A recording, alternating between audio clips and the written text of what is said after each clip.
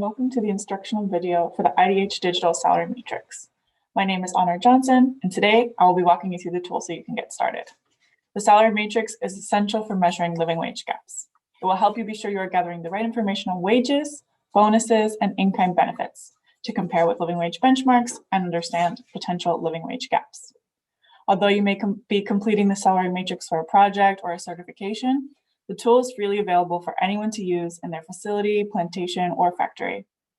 If you don't already have access to the tool, you can find it by going to idhtrade.org and using the search bar to search for the salary matrix. Once you're here, the first thing you want to do is make an account.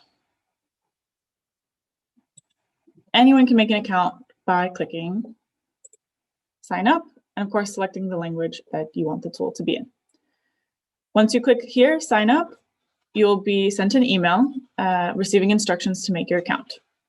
If you already have an account, but you've lost the password, feel free to click forgot password, and the tool will send you an email to make sure you can have access to your account. Once you're in the tool, you can see the first guidance. This list here will show you which data you should have available before getting started.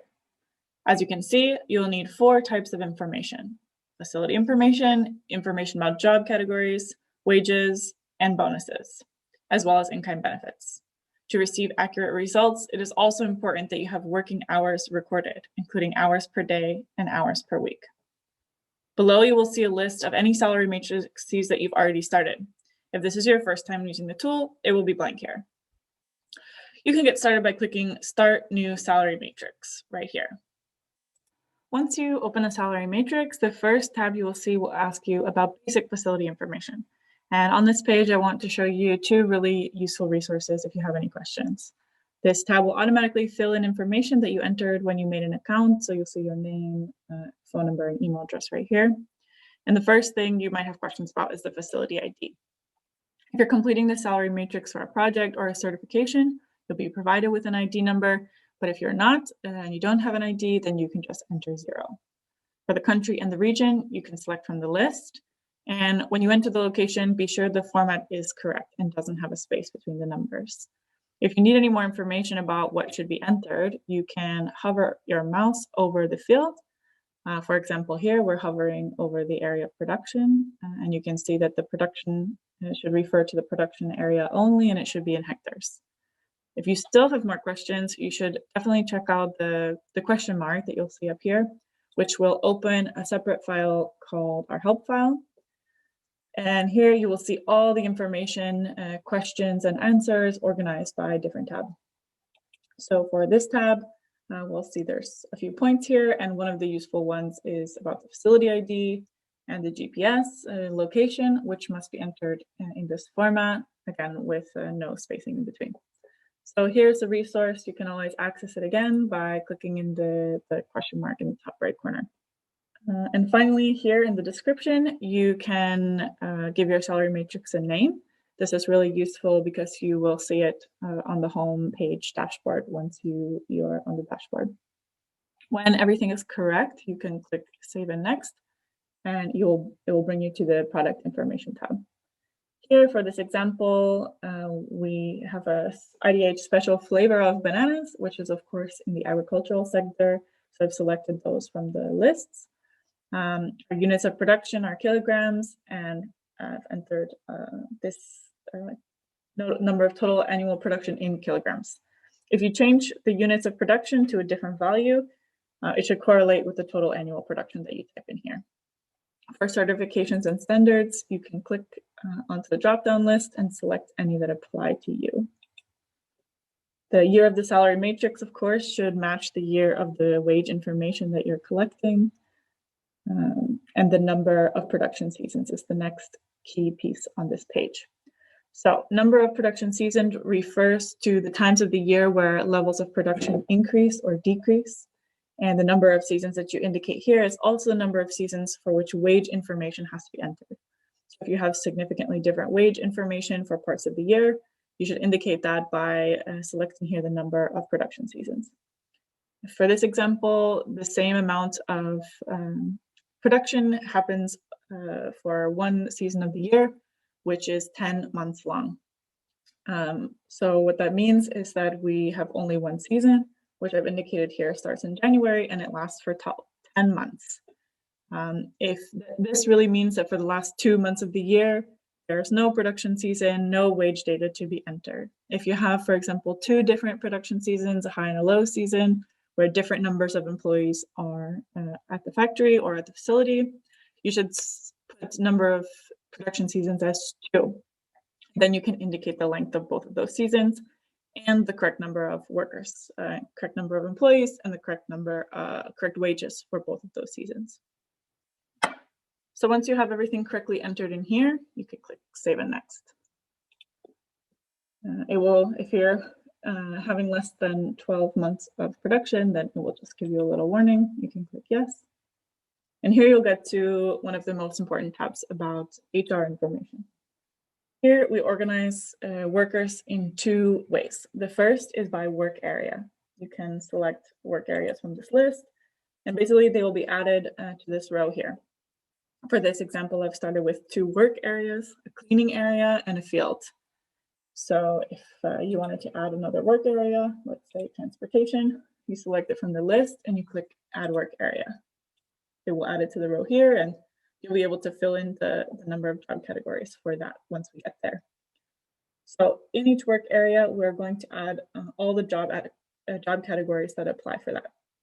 A job category may only consist of workers who do the same task, are paid the same way, and receive the same types of in-kind benefits. And ideally, no more than 10% of all workers can be included in any one job category. And if you have any of those cases, then new job categories can be created. Down here, you can click Add Job Category, and you'll get an additional row just like that. And be sure that all temporary and informal workers are included. Also good that they have a unique name, like Cleaning Team 1 and Cleaning Team 2, so that you can tell them apart at the end when you see the results. So once you defined your job categories, you want to list the number of men and the number of women in each of those job categories. And here you'll see a simple total to make sure, to double check, make sure that you've written the correct numbers. It's important that you enter in the correct men and women so that the results at the end, which show your results disaggregated by gender, are correct.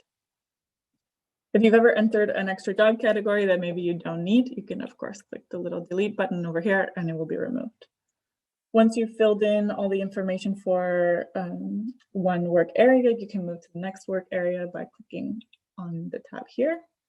And here, similarly, you will see the job categories that I've already entered. Here we have 2 teams. We have Cutter Team 1 and Cutters Team 2. And the difference with the Cutters Team 2 is actually this team, this job category, receives an in-kind benefit housing.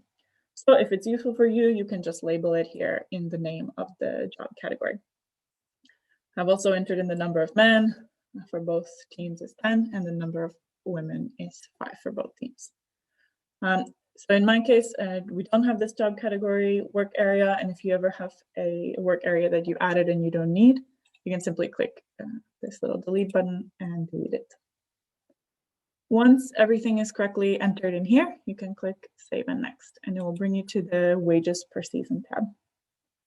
Here, we're going to enter the wages for each of the job categories for each of the seasons. So because I only have one season, you will only see one season here. If you have multiple seasons, you'll see multiple tabs. Here, the workers will again be organized by work area. You have cleaning area here and field down below. So in this cleaning area, we have our first job category, our Cleaning Team 1, and a row for men and a row for women. If we keep scrolling, we'll see Cleaning Team 2 and one more row for men and one more row for women. Here is a critical point to enter. So the tool is asking for unit here, and this is unit of work, which is the object for which a worker is paid. So for example, some workers are paid by a number of shirts they iron or a number of boxes of bananas that they pack. Then the unit can be shirt or box, or if other workers are paid per hour or day or month, that can be entered there as well. A good reminder to always enter gross values. So in this case, these two groups, the men and the women from Cleaning Team 1, are all paid by day. So here we're in the unit day. You can see that there's actually a drop-down list, so we can just very quickly click day here. And the next column we're entering is the amount paid per unit. So unit is, of course, referring to day. So this would be basically 12 USD paid per day. This is the same for this job category for both men and women. So we'll keep 12. And this, as you can see, is turned to gray because it's automatically calculated. It's automatically calculated when we use a time-based value like day, month, or week. But I'll tell you more about that in a minute. Very important to have accurate calculations is the average total hours per day and the average total hours per week. So here we have a work week of 44 hours, and on a daily average, people are working 8.8 hours per day. This is the same for all workers, so you can see I've entered in the same hours for everyone. But when we move to our cleaning team 2, they actually have a different payment structure. In this case, in this example, they're paid by month. So here you can see an amount paid per unit, amount paid per month. I've just entered 210 USD. You can see that the tab is this average units completed per day is still gray because it's a time-based unit, and you can see the calculation happening there. So it looks like our cleaning area is complete, so we can click to the field. Where again, these two job categories are also paid in a different way. You can see once you're in this unit dropdown, there's options for day, month, or week, but maybe your workers are paid in a different unit. They can be paid by any unit that you can think of. In this case, they're paid by cart. So in our facility, we measure everything by how many carts of bananas are completed per day. So here I've just typed in the word cart. You can see. And this cutters team 1 is paid $5 for every cart of bananas that they bring in every day. And the average units, the average number of carts brought in per day is 3. They work the same number of hours per week, same number of hours per day.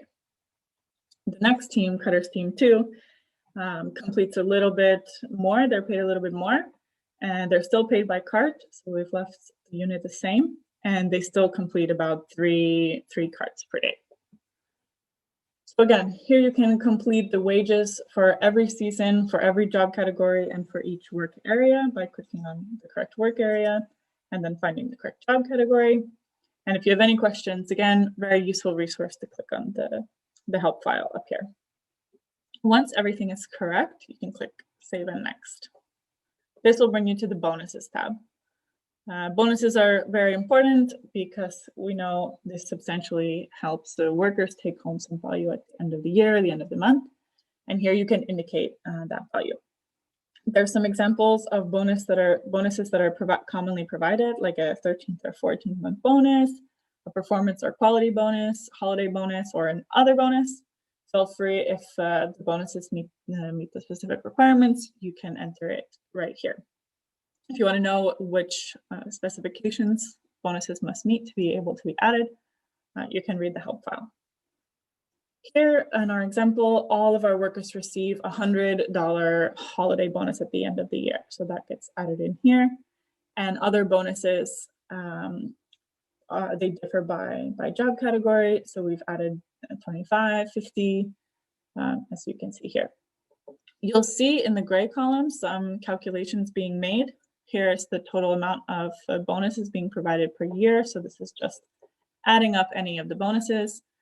And here, dividing that bonus amount by the number of months worked.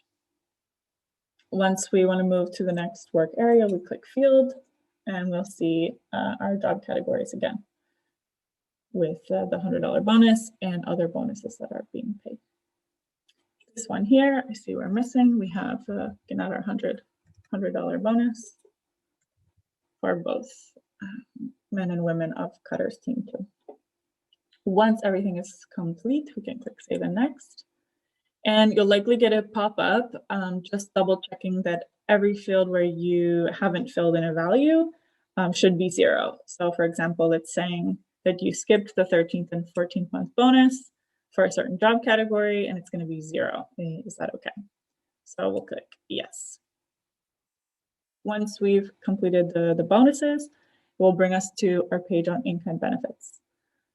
Here you can enter the in-kind benefits that workers receive, and it's good to make sure that the in-kind benefits meet the certain requirements. Here you can see that in-kind benefits have to be accepted by workers as being valuable. They have to reduce the cost of living for a worker and be provided during regular working hours expected in advance and not be mandatory by law. So if anything is being provided because it's part of a national mandatory payment, it would not be included here. And if workers contribute by paying for this in-kind benefit, then that amount is subtracted from the cost. So here you can see a list of in-kind benefits. We have food, transportation, housing, healthcare, children's education, childcare. And if you offer any other benefits, you can describe them here in the other benefits category. So in our example, we've selected food. Now we can click on food, and it does meet these specific requirements to be provided, not sporadically given farm produce, and that the meals are balanced and follow nutritional guidance. Value of snacks and water are not included. So once we open up the food category, we can enter the number of workers who receive food. In this case, it's everyone. So I type in 60, which is the total number of workers at the facility. Now, as a facility, I happen to know the cost per worker per month for providing this in-kind benefit. This is the cost of the system, the cost of the employer for providing this good. So here I happen to know it is $30 per month per worker. But if you don't know, you can always open up our cost calculator and itemize some of the goods that contribute to providing that in-kind benefit. So the only other in-kind benefit that's provided at this facility, as you probably could have guessed from our job category before, is housing. So I have 15 workers who receive family housing. It meets these requirements, and the cost of providing that per worker per month is $100. Once everything is entered in correctly, I'll just click Save and Next. Here, the last tab before we get to create our report is indicating which job categories receive which in-kind benefits. So here at the top, you'll see the number of in-kind benefits that are receiving food and the number of workers that we've entered. Above that, you'll see each of the in-kind benefits that you've selected. So here we only have food and housing, but if you have more in-kind benefits, you'll see them here. So a really helpful button here is that when we have all workers receiving a certain in-kind benefit, we can click Select All. So this will turn every single job category to yes. So if I click Unselect All, because it's already selected yes, it will change them all to say no, as you can see here. And it's referring to specifically the job, the work area. So only 30 are now selected as yes. And I want to change it back because I know all workers receive the same in-kind benefit. If just a few don't receive this in-kind benefit, for example, you can say select all workers will say yes, and then you can adjust it from there. This will help complete all of the in-kind benefits for each of the work areas. So you can see they're all selected as yes. When we move to the housing tab, we'll see the Cutters Team 2 is the only one that's selected yes, and everybody else is selected no in the field and no in the cleaning area. Once we're done, we can click Save and Next. Again, it's going to ask you if you haven't completed a certain section. It's going to be 0. Is that correct? And you can always say yes, just a good double check. Finally, here you will see the Create Report page. From the list on the left, you can select the living wage benchmarks for your country. And on the right, you can select any other potential benchmarks that are available. In this case, we have an agricultural minimum wage available, but on the left, we definitely have benchmarks available. For this example, for El Salvador, we have an anchor reference value from 2020, which is available for all rural El Salvador. Just to mention that your wages, bonuses, and in-kind benefits will definitely be compared against the living wage benchmark, but it's useful to have some extra benchmarks just for reference when you create your report. Once you know everything has been completed, you can click Create Salary Matrix Report, which will open up your results in a different tab. Here you will see beginning with a very useful visual overview of your results by job category. In this visual, the job categories are listed as bars, and you can see the width of the job category refers to how many workers are there. And the ones that are listed in red are earning below living wage, while the ones listed in green are earning more than living wage. So here we see our extra benchmark, which was the minimum wage of around $210, and that all of our job categories are earning more than minimum wage. But only half of them are earning more than the living wage of $355. The three different colors that you'll see for all the columns are referring to the wages, the bonuses, and the in-kind benefits. So here you can see this large area of in-kind benefits refers to the job categories with housing. And if you need a breakdown of any of these job categories, you can always use the hover over function and you'll see this nice table that's being created. What's also available on this page are 4 different groups of results. Of course, you get a quick summary at the top, starting with the number of employees, number of workers below living wage, the average gap for those who are below living wage. As we can see here, it's 19%. And the average amount of the living wage, which is paid in in-kind benefits. So about 13%. The size of the gaps ranges from 24%, which you could see in this low job category, to 14% for this job category here. When we scroll down, we'll again see a list of the facility summary. This is the same list that you filled out at the beginning of the tab, but it's included here so that when you download your report, you'll have the facility location and information ready. Then you'll see the summary results, similar to the ones we saw at the top, having the country name, the living wage that we're comparing with, currency, workers with only wages below living wage, and then workers with all remuneration below living wage, which is the value that we're usually looking for. So we know that 50% of workers below living wage is a critical point, and the average size of the living wage gap at 19%. We have results here disaggregated by gender. And the fourth table is the detailed results, where it shows for each job category, the number of men, number of women, the in-kind benefits, bonuses, and monthly wages, as well as the total, and then indicating the living wage gap.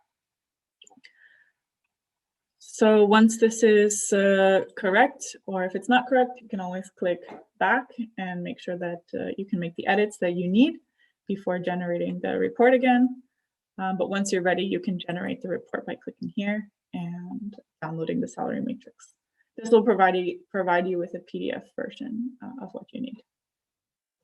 When you're done and everything is correct, you can come back to this page, the Create Report page, and click Submit Salary Matrix. Once you submit the salary matrix, it's not possible to edit the data anymore, but you must submit in order to have the results connected with a project or certification. Once you click Submit, you'll be brought back to the home page, and you'll again see the guidance that we talked about before and a list of salary matrices that you've created. You can see that our salary matrix is no longer here because we're only viewing the salary matrices that are in draft. So here I'll just click to view those that are finalized, and we see right here our salary matrix that was finalized for El Salvador. And if you want to view the PDF that you created of the results, you can do that right here. Thank you for watching this instructional video. We hope you're now ready to get started completing your salary matrix and measuring living wage gaps. If you run into problems or questions that you cannot answer by reading the help file, you should reach out to your contact point for the project or certification that you're involved with. If you have a technical error with the tool or other question related to the calculation in the salary matrix, feel free to email us at this email address you see here. Once you completed the tool, you can visit our website for more information on living wage. Thanks.